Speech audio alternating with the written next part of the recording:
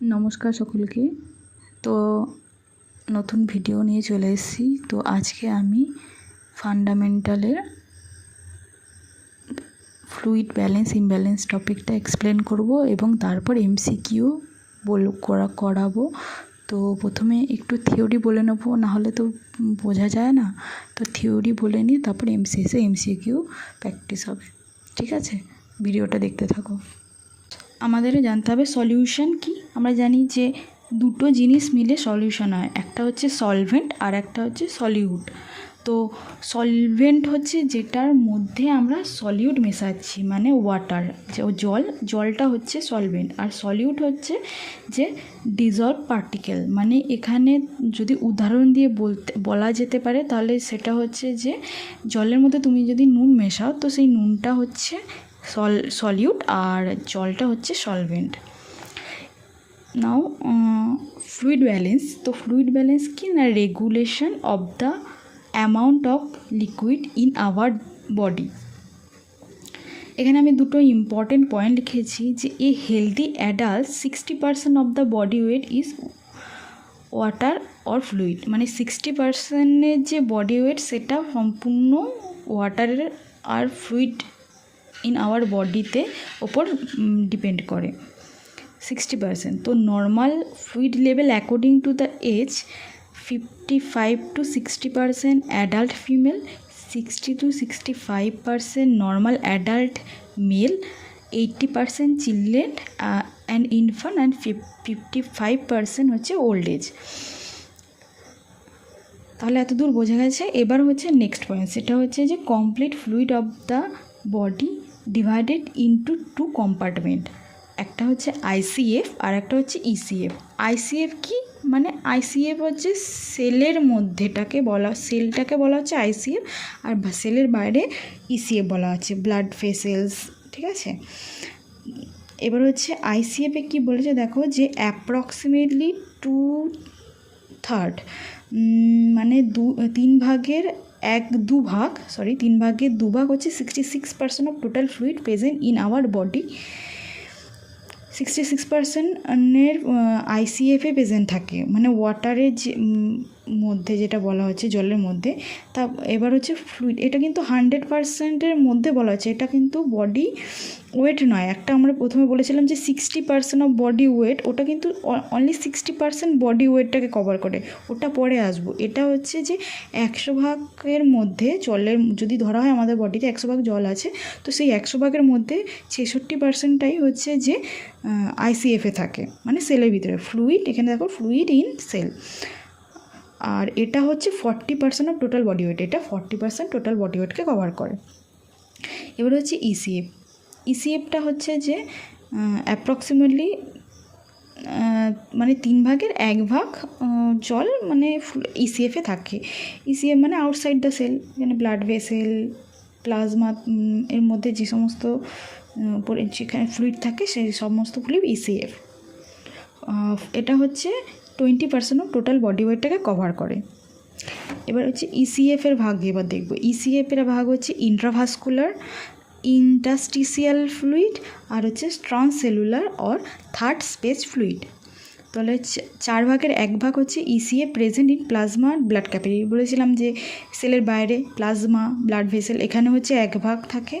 Interstitial fluid মানে ইসিএফে 4 ভাগের 3 ভাগ থাকে cell, between cell and tissue in tissue space, টিস্যুতে মানে 4 ভাগের 3 ভাগ থাকে।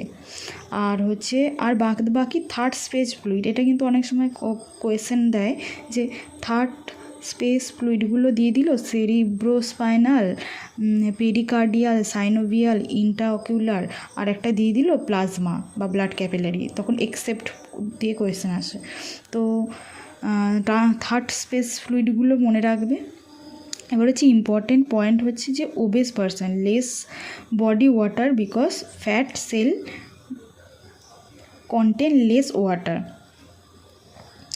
আমরা জানি যে ফ্যাট সেল মানে ফ্যাটে তো জানোই যে ফ্যাট যেখানে জমে সেখানে জল মানে থাকতে পারে না। ফ্যাট কি তেল না, ফ্যাটের মধ্যে তো বেশি ওই তেল জাতীয় পদার্থই থাকে বলতে গেলে।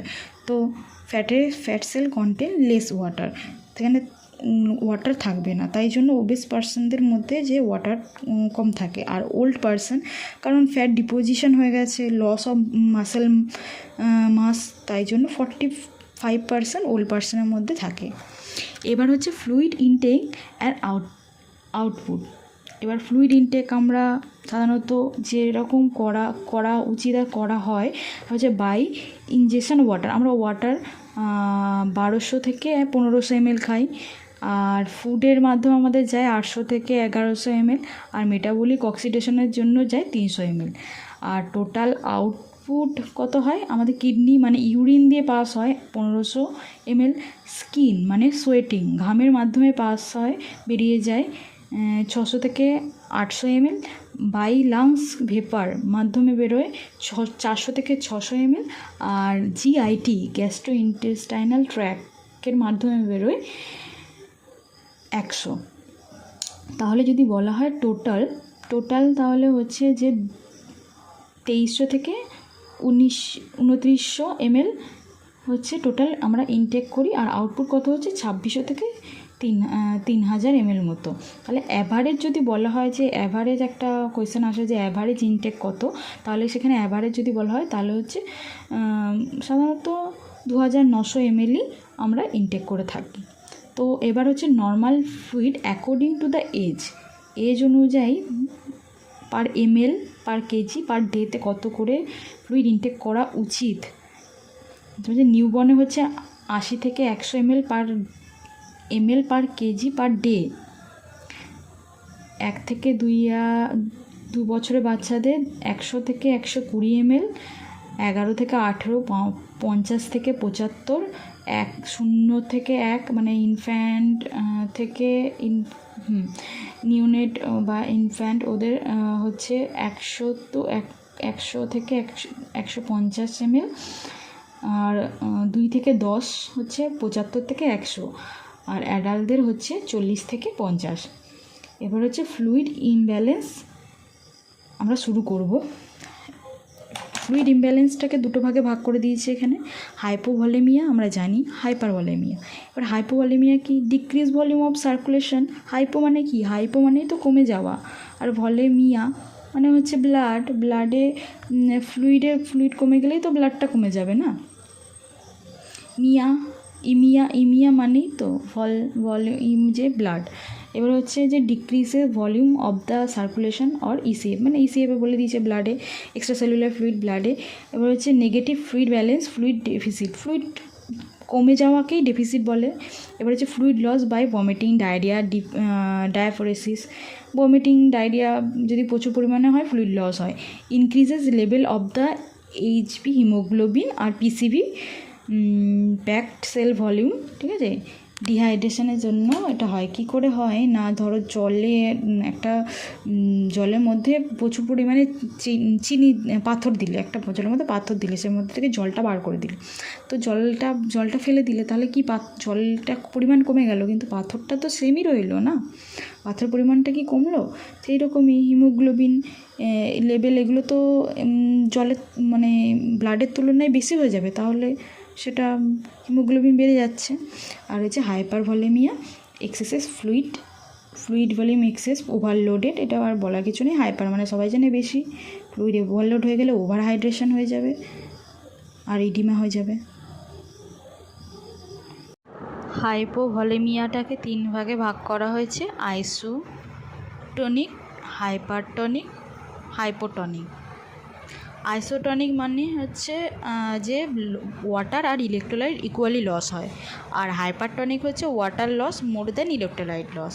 এখানে কি হয় না, ও বেশি জল বেরিয়ে যায় আর ইলেকট্রোলাইট কম বেরোয়, তাই জন্য যেখানে আমি আগে বলেছিলাম যে আর সলভেন্ট আর সলিউট, তো যেখানে ইলেকট্রোলাইট বেশি থাকবে সেই দিকে জল বেশি যাবে। তো ইসিএফ থেকে যদি জল বেরিয়ে যায় মানে ফ্লুইড বেরিয়ে যায়, তাহলে সেলের মধ্যে থেকে যেটুকু জল আছে সেটুকুও জল ইসিএফ টেনে নেবে। তাই জন্য হাইপারটনিকে ওয়াটার বেরিয়ে গেলে ইলেকট্রোলাইট বেরিয়ে যায়। তাহলে যদি এরকম কোয়েশ্চেন আসে যে হাইপারটনিকে cell to fluid transfer cell to ECF. এবার হচ্ছে হাইপোটনিক হচ্ছে water loss less than electrolyte loss, fluid shift from the ECF to cell, এখানে ইসিএফ থেকে সেলের দিকে যায়। এবার হচ্ছে ডিহাইড্রেশনের ক্লিনিক্যাল ম্যানিফেস্টেশন কি? Thready, rapid pulse, decrease CVP, dyspnoea, oliguria, increases osmolarity, decreases BP, constipation, এই সমস্ত। হাইপারভলিমিয়াকে আবার 3 ভাগে ভাগ করা হয়েছে, বলছে isotonic overhydration, hypertonic overhydration আর hypotonic overhydration. Excess fluid into the ECF compartment, যেটা হচ্ছে আইসোটনিক। আর এক্সেসিভ সোডিয়াম ইনটেক আর হচ্ছে র্যাপিড ইনফিউশন হাইপারটনিক সিরাম। আর হচ্ছে ডিক্রিজেস ইলেকট্রোলাইট হচ্ছে হাইপোটনিক। এখানে হচ্ছে আইসোটনিকে দেখো কি বলেছে, যে ইন্টারস্টিসিয়াল ইডিমা হয়ে যায়, তো এক্সেসিভ ফ্লুইড হয়ে যাচ্ছে। হাইপারটনিক মানেই তো এক্সেসিভ ফ্লুইডে পালমোনারি ইডিমা হবে, কিডনি ফেলিয়ার হয়ে যাবে, যার কারণে জলে ফ্লুইড যদি বডিতে বেশি হয়ে যায় তাহলে কিডনি ফেলিয়ার হয়ে যায়। এবার হাইপারটনিকে ফ্লুইড মুভ কোথা থেকে কোথায় মুভ করে না, আইসিএফ থেকে ইসিএফের দিকে। আর এখানে হচ্ছে হাইপোটনিকের ক্ষেত্রে ইসিএফ থেকে আইসিএফে। এখানে দেখো ক্লিনিক্যাল ম্যানিফেস্টেশন দিয়েছি ফ্লুইড ভলিউম এক্সেস হওয়ার জন্য, এগুলো একটু দেখে নেবে। আর ম্যানেজমেন্ট তো সবাই জানে যে ম্যানেজমেন্ট হচ্ছে পেশেন্টের treatment according to patient cardiac, renal, hepatic function এর ওপর করে। এবার হচ্ছে মেজার হচ্ছে যে serum electrolyte, acid base balance, acid fluid balance, to measure the urine output, to measure the total fluid intake output, to measure the day to day variation into the body.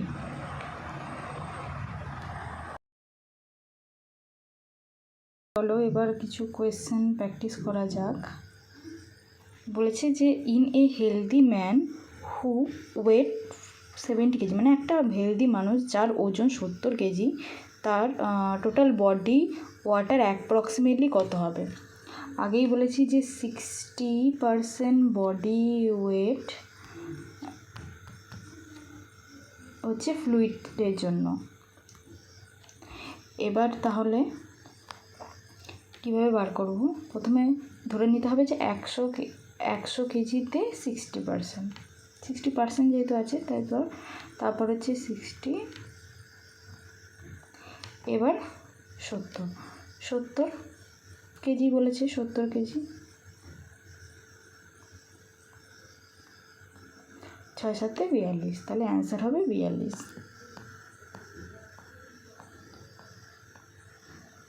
এবার হচ্ছে the client most at risk for fluid volume deficit কারা?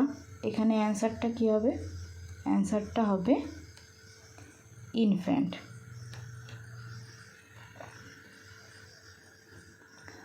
তারপর what is the following, না which of the following is the first sign of the dehydration?